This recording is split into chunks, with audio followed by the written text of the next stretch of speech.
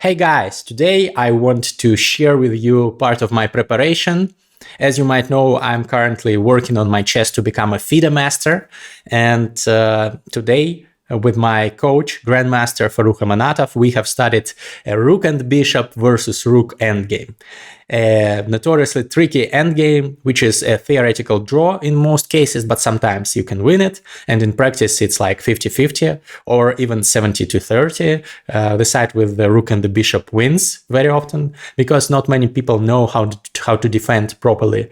And there are some positions that are a forced win for the side with the bishop. So first, let me show you how to win such endgames. This is fresh memory from my lesson with my coach, so I should remember this. And then I'll try, as part of my training, to win this endgame against Stockfish, the most powerful chess engine. And let's see if I'm good enough for that, if the lesson paid off. So first of all, let me show you how you do this. So this is the position, the winning position that you should strive to achieve with your bishop on e5, the king's in opposition. And generally the rook can be anywhere, but probably it will be somewhere on this file because it should protect from the check with rook d8, otherwise that would be a checkmate. So black's rook can be anywhere, can be here, doesn't matter. So first you give a check, rook c8 check. This is important to make the black rook move, because otherwise, if you start, for example, with bishop f6, threatening mate from c8, black has a very strong rook sacrifice rook e7, and if I take, it's a stalemate. Black has no legal moves, it's a draw. So this rook just keeps harassing white's king, and then it can drop back, and this will be a repetition, this will be a draw. So it's important not to allow this, which is why you start with moving the rook to c8, checking black, then black blocks, and then you go to the 7th rank, rook c8. Now black has to move back somewhere, for example, rook d2. So if your opponent knows what he or she is doing, they will move the rook to d2, not to d3 or d1, because I will explain now a little bit later why it's important. This makes our job harder if the rook is on the 2nd rank. So what we do here is we wait one move. We just move the rook to one square, rook b7. And we make the opponent move the rook either to d1 or to d3. Let's suppose they move to d1. And now we are ready for step 2. We rotate our rook to a different side of the board with rook g7. This is very important. You should just learn this pattern. It's hard to invent it over the board, so you just have to know this. So black now is faced with the threat of rook g8 check. So most players would go rook f1 to block, because if black goes king f7, you go rook h7, and now you are threatening rook h8 check, and the only move for black is rook g1, but then you have rook to, let's say, b7 back, and then you are just checkmating black, because black will not escape this way because of the bishop, and it will not escape this way because the king is in opposition and the black will get mated. So this is important. King f8 loses very easily for black, so black has to go rook f1, trying to block the check with the rook. And now, why is it so important that the rook is on f1 and not on f2? Because you have this great move, bishop back to g3, controlling the e1 square, the checking square for the rook.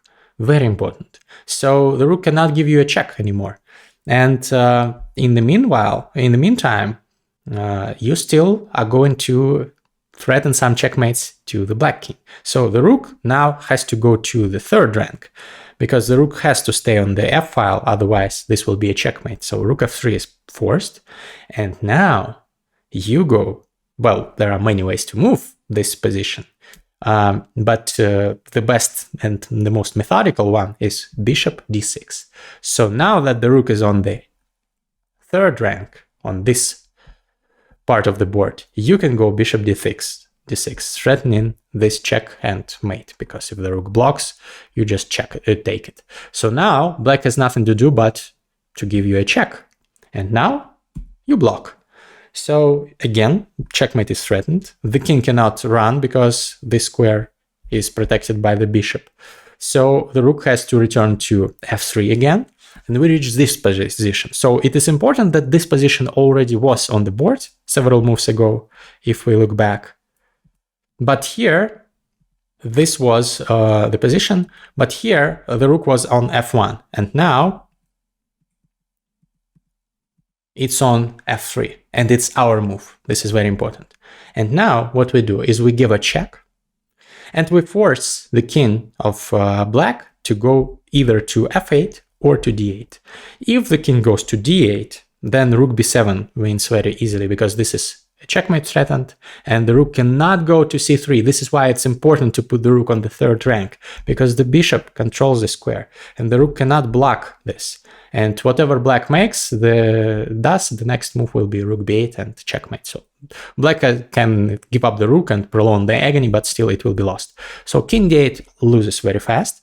King f8 is a bit more resilient, but again, we move the rook, let's say to b7. To c7, I think, was also good enough. So now we again threaten this check and checkmate. So the king has to go to g8 to block with the rook. And now we check him again. Rook g7 check. It's a bit counterintuitive, all those checks, but it makes sense. So if black moves back, then we have a discovered attack, or rook g3, for example, and we take the rook next move, or rook f7, because it's a discovered check on the king. So king h8 loses immediately. And what about king f8? Then there is the final stage. The final step that you should learn. In this position, you go rook g4 and you build a bridge using a rook and a bishop. There is a similar maneuver in rook and pawn versus rook endgame, where you build a bridge, but it's a different bridge here. So here, whatever black does, so what can black do here? King e8 is the most logical move, but what if black does nothing and goes to f1, for example? Then you threaten bishop d6 check, and rook g8 will be a checkmate, because rook f8, rook takes f8. So this is a threat. So black here cannot just go rook f1. Black has to run with a king. King e8 is the only defense, because now at least black can block, and you start all over again, the phase one that we've discussed. So you should avoid this.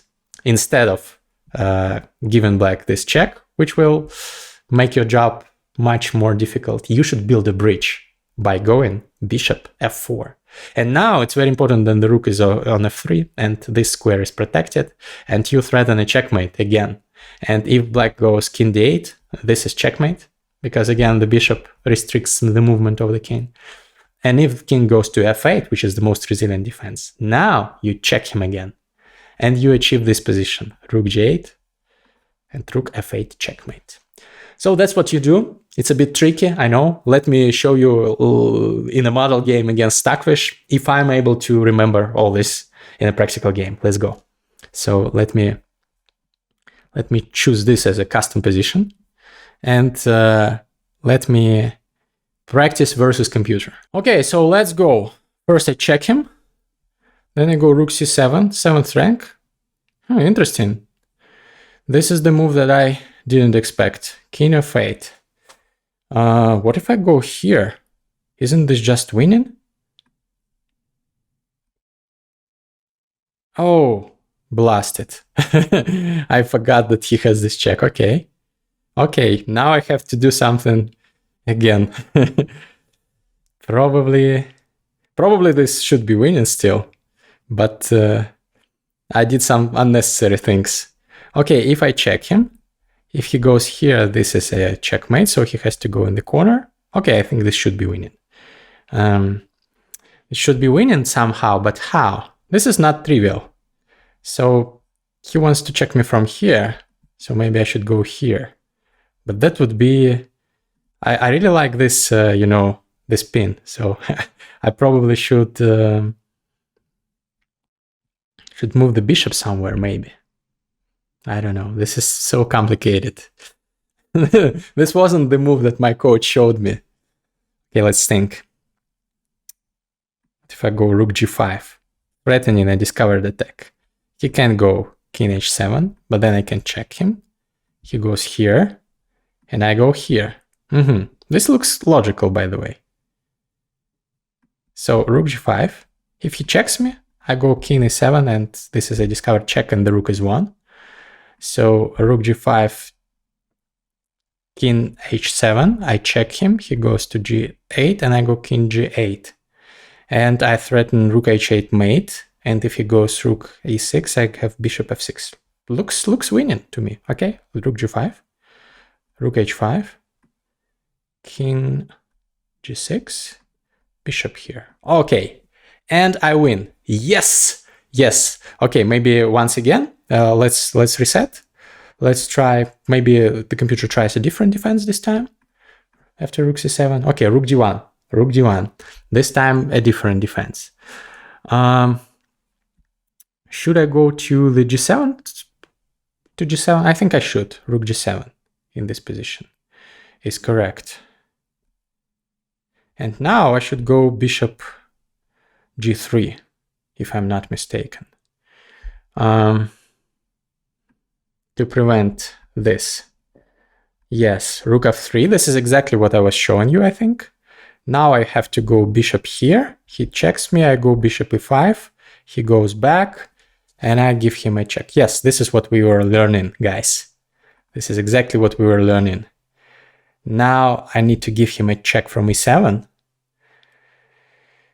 And I think this is correct. And then I have to go here, right? Or no, I have to go here. Yes, rook c7 or rook b7 also works, I think.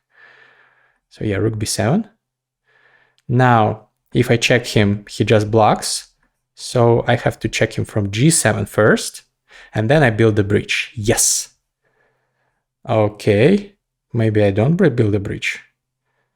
Maybe I mixed it up. Oh no, I think I do build a bridge. I go king here, but he goes king away. I don't like it. Maybe I misplayed it, but no, I go just check, right? So here I check him. If he goes here, I go here back. Maybe I go rook h4. Yeah, rook h4 seals the deal. Yes, of course, he has to give up the rook. Okay, I can checkmate with the king and the rook. Let's play till the end if the computer wants it. So check, and how to do it most efficient way. Whatever. I'll just make a waiting move and checkmate the computer. Yes, so it seems like I've learned my lesson, but it's not easy. I will have to train it, this endgame, a little bit more to be fluent in it. Did you like it? Was it instructive? Should I make more videos about endgames? Write it in the comments, and see you in the next one. Bye-bye.